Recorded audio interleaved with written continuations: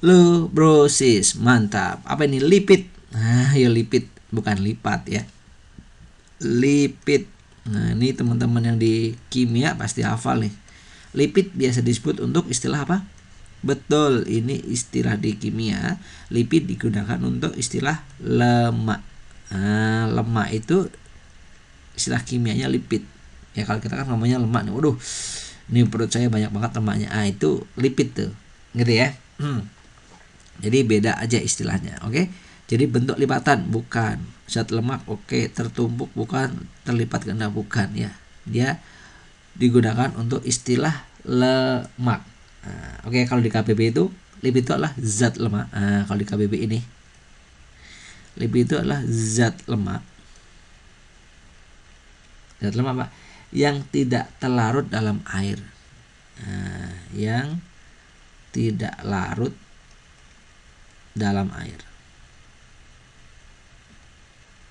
Gitu ya. Tapi dia larut dalam alkohol ataupun ether. Oke.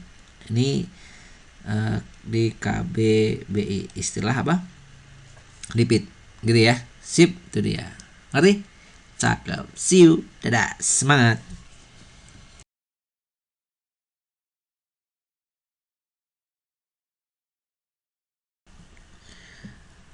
Halo brosis. Lanjut ya. Acuan. Nah, ini kita cari apanya nih? Lihat, kalau lihat pilihan gandanya nih sinonimnya. Acuan. Acuan itu arti lainnya itu adalah apa? Betul, rujukan. Nah, ya istilahnya lah rujuk, mengacu ya merujuk, gitu ya. Kita mengacu pada sebuah buku bla bla bla, berarti kita merujuk pada sebuah buku bla bla bla, gitu ya. Chip. Nanti karena hampir sama ya nanti pilihan-pilihan ini juga bisa disamakan dengan referensi. Nah, jadi acuan itu juga referensi. Yang cocok mana? Rujukan cocok. Pegangan bukan ya. Walaupun ada sedikit kesamaan arti ya, tapi enggak ya, sedikit aja. Nah, oke. Pedoman. Nah, ini juga ada sedikit kesamaan juga, acuan dan pedoman gitu ya. Tapi beda ya, kalau acuan dan pedoman itu beda fungsi biasanya. Oke, ini kalau pedoman tuh intensitas artinya lebih dalam ya. Oke, kayak Al-Quran sebagai pedoman hidup dan sebagainya ya. Jadi Al-Quran nggak cocok sebagai acuan hidup tuh nggak cocok gitu ya. Jadi lebih cocok ke pedoman. Dia artinya lebih intens ya. Oke, sip, pemacu juga bukan. Oke, ini dia.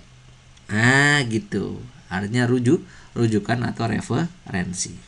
Oke, mantap. See you. Dadah.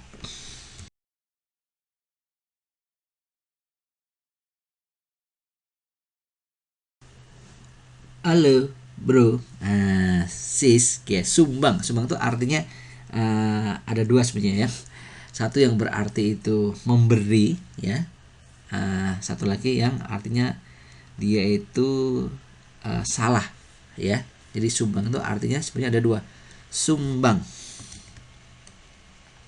Sumbang tergantung konteks nanti ya.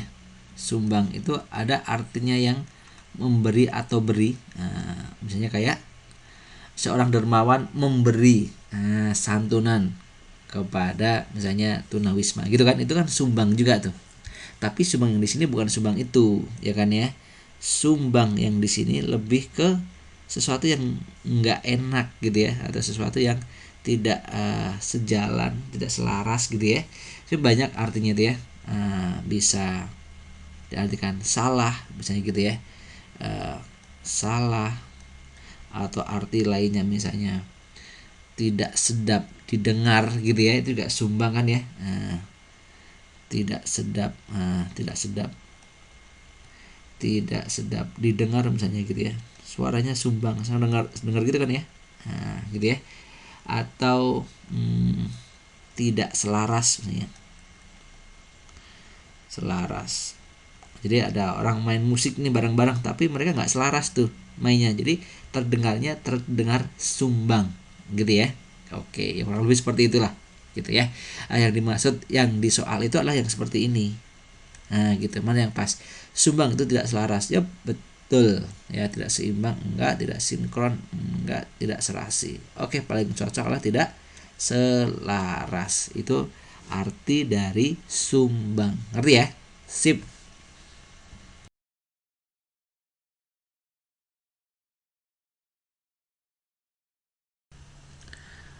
Oke, nah, apa itu naratif, bro? Sis, coba. Sering dengar juga kan? Naratif. Ini bisa kata sifat, bisa kata benda naratif ini ya. Kalau dia misalnya kita jelaskan sebagai kata sifat atau adjektif, gitu kan ya. Nah, naratif itu artinya lah bersifat narasi. Bersifat narasi, gitu ya, atau menguraikan. Narasi atau menguraikan. Oke, itu kalau ditinjau dari sifatnya yaitu adjektif. Kalau dia dianggap sebagai kata benda, noun, gitu ya. Prosa. Naratif itu disebut juga sebagai prosa. Prosa apa? Prosa yang subjeknya. Yang subjeknya, ya kan, merupakan rangkaian suatu kejadian, ya. Merupakan suatu rangkaian kejadian, suatu rangkaian kejadian. Nah, itu naratif juga artinya ya. Sip. Nah, tergantung nanti di pilihan yang ada yang mana nih. Oke. Naratif adalah prosa. Oh iya betul. Naratif timbal balik enggak. Naratif adalah puisi, naratif adalah deskriptif, bukan ya. Sip. Oke ya. Nah, ini kalau kita nggak sering latihan soal gini bisa bikin pusing kita ya. Oke. Sip, makanya banyakin soal-soal seperti ini ya. Sinonim, kosakata, antonim gitu. Harus sering banyak latihan. Oke, mantap.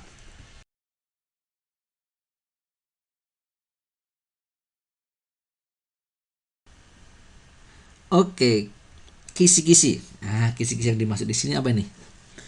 Alat menangkap ikan, tabel, alat hitung, terali, bukan ya?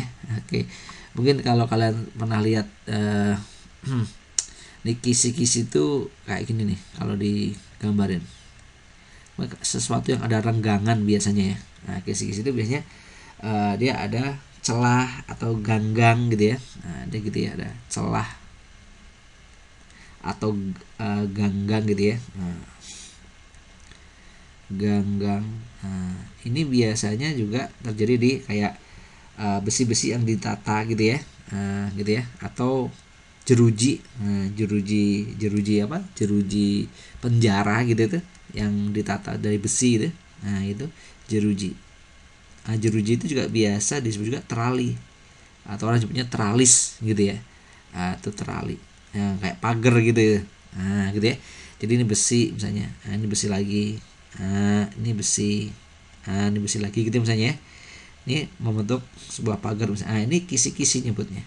Nah, ini ganggang ini. Nah, ini nyebutnya kisi-kisi. Nah, gitu ya, celah-celah. Sip. Ya, biasanya terdapat di ya di teralis, di jari-jari roda gitu kan, seperti itu, celah-celah seperti ini ya. Sip. Jadi yang paling cocok mana? Kisi-kisi alat menangkap ikan, bukan. Tabel juga bukan. Alat hitung apalagi terali. Ah, ini dia. Atau jeruji gitu ya, boleh. Oke, mantap ya. Sip, kurang lebih gitu ya. Pokoknya ada bagian dengan bagian berikutnya tuh ada bolong-bolong tuh tengahnya, ada ganggang tuh di tengahnya ya. Itu disebutnya kisi-kisi atau celah-celah. Oke, mantap.